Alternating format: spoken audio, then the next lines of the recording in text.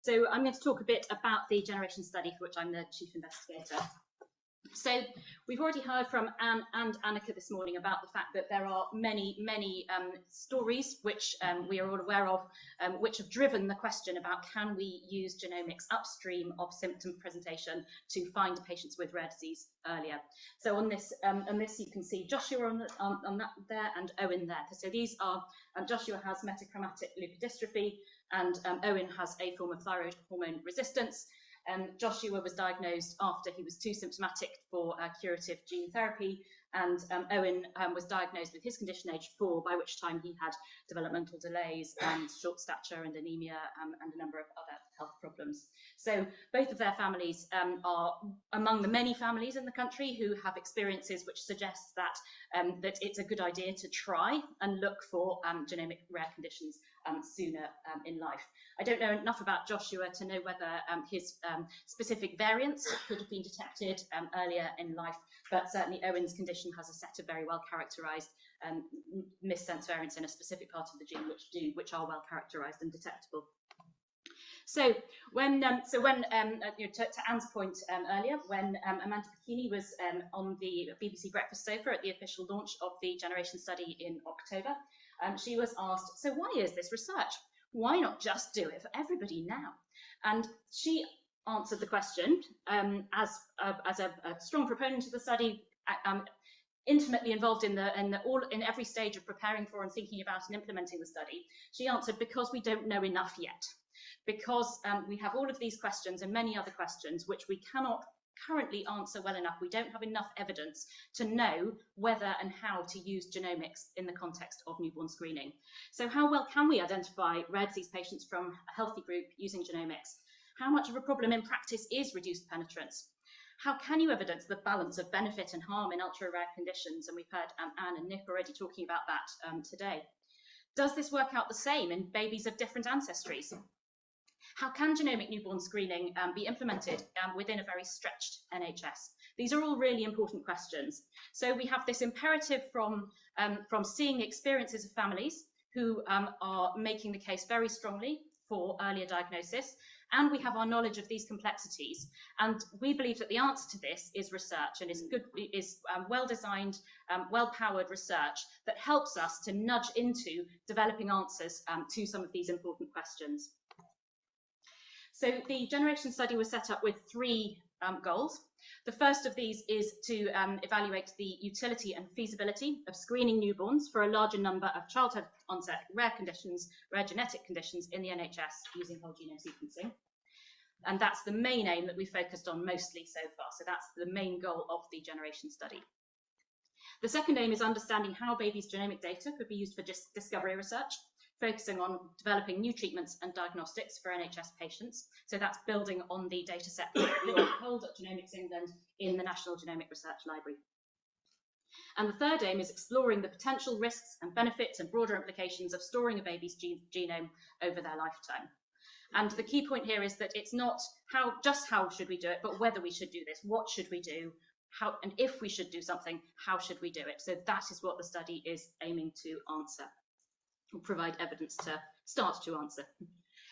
So in thinking about how to implement the Generation study, and in thinking about the, some of the examples that Annika presented earlier, and the uncertainties which parents will face as part of this programme, we started off with an extensive series of conversations. So that included a public dialogue. We spent 2021 to 2023 having these various dialogues. So an extensive public dialogue, a co-design with parents, and as we've already heard, when you start talking to people, you often get one response about what they think they would feel in a particular situation, and when you provide more layers of evidence and work with the same group over time, it becomes clear that actually the results are much more nuanced and balanced as people have more facts and more understanding of the context and the uncertainties and so on. So we've done a lot of working through with parents, with prospective parents, with patient groups, with experts, with healthcare professionals, with ethicists. So we've had a lot of input from the NHS. This has been a programme that's been very strongly co-designed with the NHS, and also we've had a wonderful ethics working group who've helped us work through things, and ethicists embedded within the programme from the beginning. So As a result of that public dialogue, what we've done is really focus in on where is the comfort zone at the moment for the majority of people in implementing newborn screening. So as a result of this, the programme is only returning results for a specific set of conditions, genes and variants.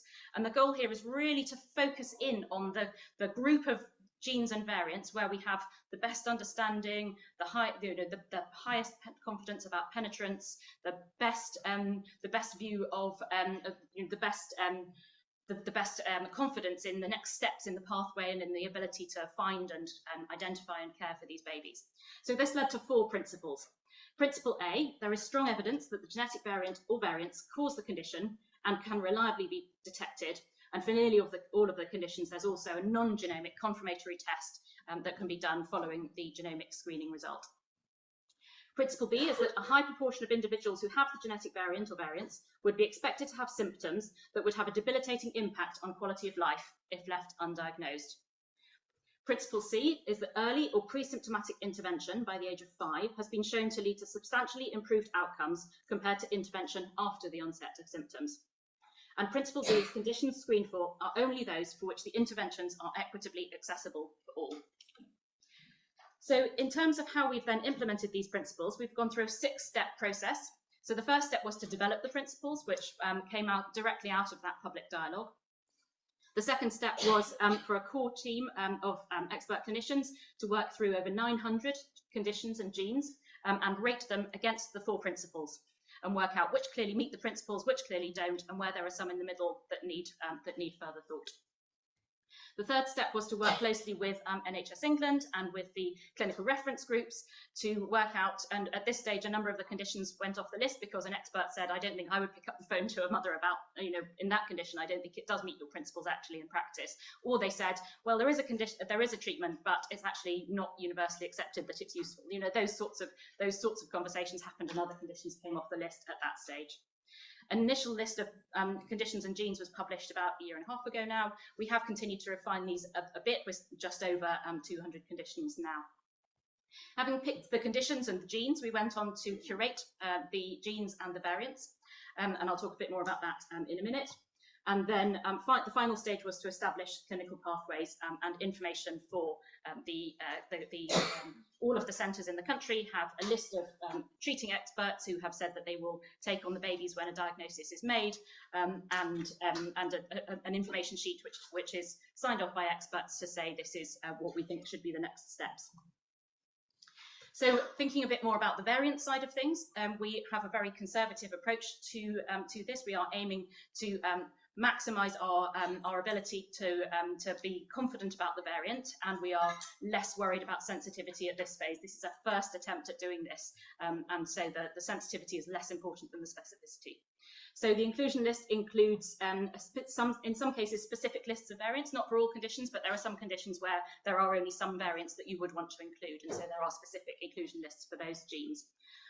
For genes which have loss of function as their mechanism, we are also including the predicted high impact variants. There's then a whole process of refining these, and we have exclusion lists to remove artifacts or to remove hypomorphic variants or to remove other variants that we wouldn't want to return. We match it to the expected inheritance mode. And then finally and crucially, we have a fantastic set of NHS clinical scientists who are seconded to the programme, who look at the variants before they go back to the NHS and check that they are likely pathogenic or pathogenic. So no variants of unknown significance will be returned as part of the study. We're finding at the moment that somewhere between about 4 and 5% of babies have a variant which is looked at by a clinical scientist, and somewhere between around 0.5% and 1% of babies have a variant which is returned to the NHS, which is in line with the modelling we had prior to going live. The programme is based in a very strong ethics work stream. We have carried out some ethics research as part of this programme. We have spent a lot of time talking to experts in ethics, and we've done a lot of engagement with the public and with professionals and others, as I said at the beginning. So this has been a really core element which has run through the programme, and it's really worked through questions of, like the uncertainty and how to communicate uncertainty, and how to ensure that parents have access to really clear information and more in-depth information, and how the professional community can understand the uncertainties such that they can answer questions for parents in a nuanced way. So an update on the programme. We have 27 hospital sites now recruiting. We've been live for a year now. We have just over 5,600 participants enrolled. Over 3,500 samples have been taken. These are cord blood samples in the main. We have returned just over 2,300 results, and we are delighted that we have been approved to continue recruiting in the study to the end of 2026. So that means that we will be able to target the originally intended cohort of 100,000 babies, and obviously it's really crucial in terms of answering the questions for the evaluation that this is a diverse and representative cohort of babies. And the overall purpose of this research study is to present evidence to the National Screening Committee and to the NHS, as Anne has already talked about this morning, as one strand of evidence when we're thinking about decision making for genomic newborn screening. So we have an evaluation framework which is guiding the implementation of the study and assessing the benefits and the potential harms of the study. We have had an excellent working group of experts who have advised us in how to set up the evaluation and what's important about that evaluation. We've spent very useful time talking to the National Screening Committee about the evaluation and what the outputs need to be. We're taking a mixed methods approach and collaborating across research groups. And actually many of the experts involved in the evaluation are in the room today, which is fantastic.